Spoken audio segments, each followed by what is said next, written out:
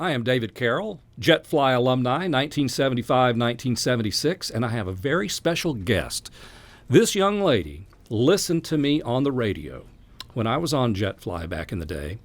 And at this particular time in my JetFly era, I was on from 6 to midnight, and I took a lot of requests, and I would record those requests and sometimes play them as I would play the song.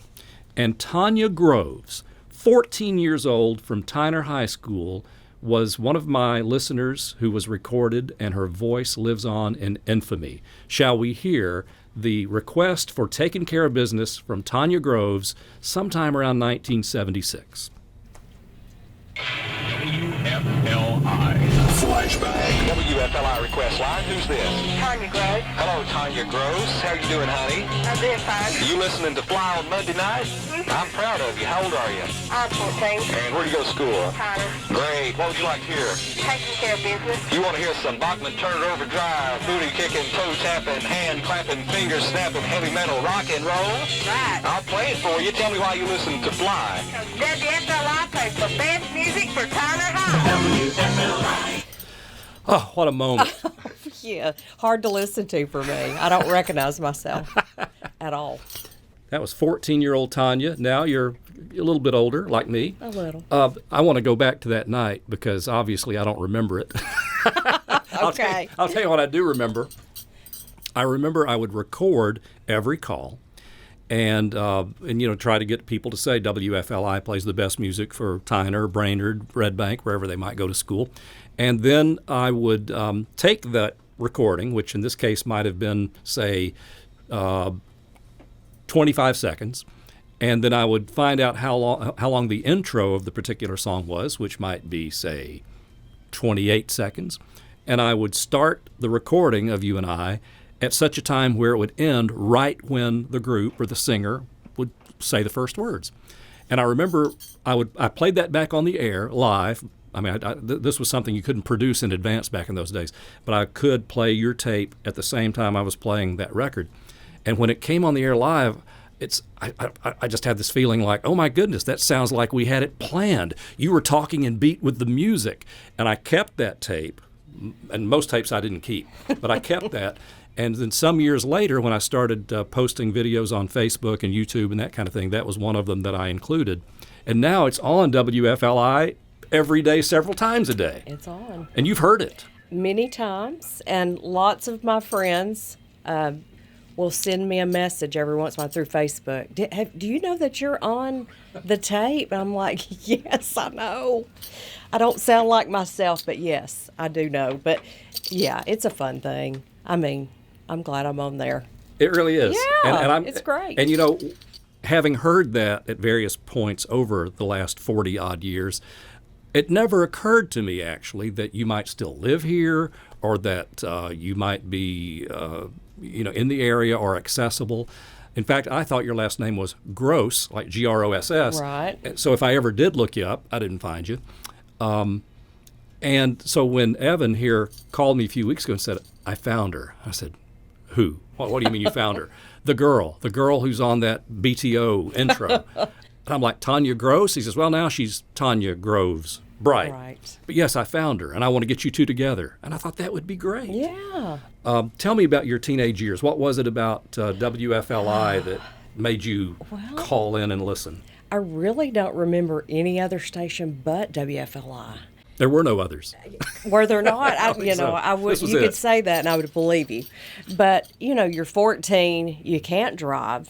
You listen to the radio. We loved music at our house, so we always listened to the radio, and I called in a lot and won a few things along the way, but that's just what we did. We lived for it. I mean, music was great. Oh, that was such a great time. It was a for great music. time. And when I hear that tape, I also have a couple other thoughts, in that I was 18, you were 14. Yes. You didn't know I was 18. I thought you were older. Yeah.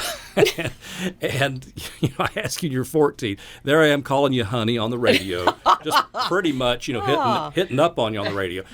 These days, I'd probably be turned into the authorities. Well, it could happen, yeah. I guess. But something, that was one of the things that attracted me to radio, and I've never made any bones about it. I grew up in a country store where my parents and myself did a lot of hard work and heavy lifting. And it was long hours and many days a week, and it never really appealed to me, watching my dad work as hard as he did to make a living. Sure. And I would call into radio stations when I was 14. Okay. And Tommy Jett and the other guys would tell me that they were making a living playing records and talking to girls on the phone. I said, I'm in.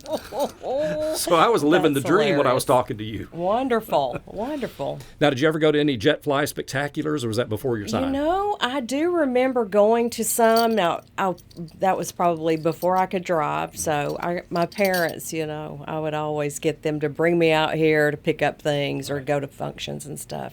But yeah, I mean, y'all were celebrities to us. So anything that was going on in town, we would try to go. Absolutely. And can you imagine how I felt as a 17, 18-year-old kid getting a job here in heaven and meeting the guys who were, you know, heroes to me at the time, Gene Lovin, Fast Jimmy, Dex, and then seeing various others wander in and out who either had other jobs at the station or would visit, Dale Anthony and Tommy Jett and all these people. And the fact that this station is still here, still playing the same music with the same surroundings is just I love amazing it. to me. It is amazing. It's a little time capsule in here. So yeah, it's wonderful. And when you look around today, it's the Rock and Roll Top 40 Museum, and you're seeing all these pictures, memorabilia of the music you and I grew up listening to. It's wonderful. It is. I'm glad that someone saved everything. Now, So, do you still like this music? I do. I always have, and I tend to lean towards that more than anything else. Now, there's a lot of music that rolled through our house. My father was a country fan. My mother was not. I mean, she would play anything from the Beatles to Herb Alpert and the Tijuana Brass. I mean, it was all over the place, but we were exposed to it all. And that was one of the great things about Fly then and now, in that the Billboard charts back then would include Herb Alpert, Willie Nelson, the Beatles, Led Zeppelin, Ray Stevens, the Archies, you know, Absolutely. James Brown. I mean, you name the genre of music, it was on Jet Fly. And people, you know, my sons occasionally will say, you mean you like fill in the blank? I'm like, yeah. And because sometimes, you know, people feel like you can only like one little narrow band of music. I like it all. I do. I listen to it all, actually. So tell me about your family now. Do you have a family of music lovers and radio fans? I do. My father is passed, but my mother still to this day. Her thing now is Pandora, of course. Wow, your She mother's likes- into Pandora. She sits on the back porch and listens to Pandora all the time. about that? I actually was at her house last night, and when I pulled up Pandora, she still had the Beatles on there. She still had Elvis Presley on there, and then some easy listening music also. So, yeah, she's still influenced by music. And I have two sisters and a husband, and we're all music lovers. To this day. To this You still go day. to concerts and things like that? Every once in a while, I guess the last one, not as much as I'd like, probably the last one I went to was the Rolling Stones. So You saw the Rolling Stones? that was big for Never me. saw the Rolling Stones. It was in Atlanta. So, it's been a while.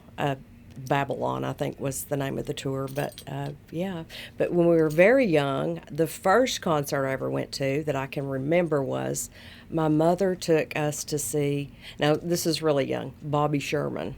Yeah. He came to town. He sure Memorial did. Auditorium. Jet Fly Spectacular. So we went. That was our first concert that I remember. So yeah. And that was 1969. What was it really? Yep. And I'm doing the math here. You So I were was about 8 or 9. Is that years old. possible? That's possible. How about Right. that?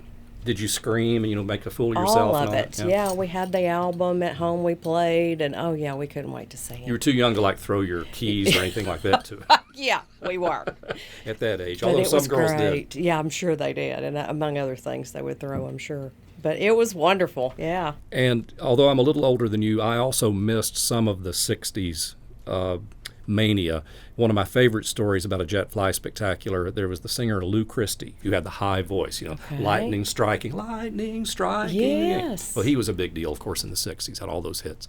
And he used to come to the auditorium on those spectaculars. Okay. And in the course of his show, he would take his shirt off. Now, again, this is a good-looking young man. You've got teenage girls in the audience who would go a little crazy. Yes. And at that time, the Jet Fly Spectacular was 2 shows. They'd have one maybe at 5 o'clock, one at 9 o'clock. And after the first show, the Chattanooga Police Department talked to Mr. Christie and said, don't do that again. Oh, We my will not gosh. stand for a riot in our beloved Memorial Auditorium. Oh, my Keep your shirt on, sir. That is hilarious. That's great. So you missed out on that, but you Wow. did get to see Bobby okay. Sherman. I don't think Bobby Sherman took his shirt off from what I remember. No, probably not. But it was such a great time. And when, I don't know if you would remember this or not, but as a 14-year-old, listening to that little bit we just had, did you hear yourself on the radio? I did. Was that a big deal? Well, it was at the time. I didn't, I sounded so country. I really didn't recognize myself when I heard it, but it's okay. Yeah, it's good. Well, it was a special time at this radio station. I worked with some people who have become lifelong friends. Had lunch with bet. Dex the other day. Some of them are no longer with us. I miss them terribly. Yes. But the fact that this station now plays back some of those little clips from then of the disc jockeys from the 60s and 70s, even with listeners included sometime, just takes me back. That was a special time in our lives. It was a simpler time for sure. It was. It was great. And when you think about the music of that time, and as we said, the variety, groups like, the Guess Who and Bachman Turner Overdrive and Sure. Three Dog Night, all of them, they had a hit in the winter, and then they had another hit in the spring, and then they had another hit in the summer and the fall, and again and again. It was just like this amazing collection of creativity and who could outdo the others. Absolutely. There was a lot of it. I just think music was better back then. I do. And you bought your records, you told me, at Well, G.C. Murphy, Woolworths, from what I remember. And then later on, of course, Cat's Records and Tapes. Yep. And there was another one, seems like on Brainerd Road. For me, it was little drugstores, like in Trenton, Georgia. It was Zare and the Golden Gateway. Yes, there. Sure. I think you mentioned Woolworth at Eastgate. Yes. That was a big one. And it was just, if you got a chance to go even every week, there was something new in there. Always. And we take them home, and in my case, just wear them Oh, absolutely. And be crushed if it got a scratch on it because it would skip. Yeah, absolutely. But you probably never did what I did. I bought some records at Zare one time and, left them in the car Oh, I did. on a hot summer day, and then you come back out in about an hour, and they're waxy and soft and Yes. ruined forever. I did it to I think it was a Christopher Cross album. Oh, I my. left the plastic on the album, and in turn, it bent. So, yeah, I was crushed over that, but it happens. Live and learn. So you have music on your phone now? I think I do. Yeah. I've got a few things. I'm not really as tech savvy as a lot of people. Right. But The amazing thing about your phone now is that with YouTube, you can have virtually every song in the world at your fingertips. You can. And I often think back to when you and I were teenagers, and that when the cassette, I should take that back, when the 8-track tape came out, that was a major milestone because you could listen to the same 8 songs over and over. it was big. And I remember thinking it can't get any better than that. Oh, yeah.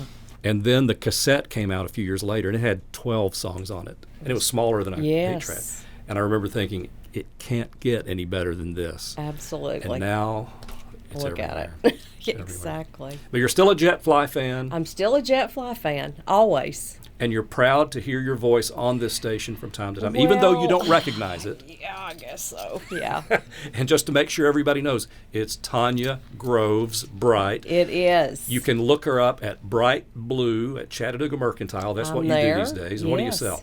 I sell furniture and home decor mainly.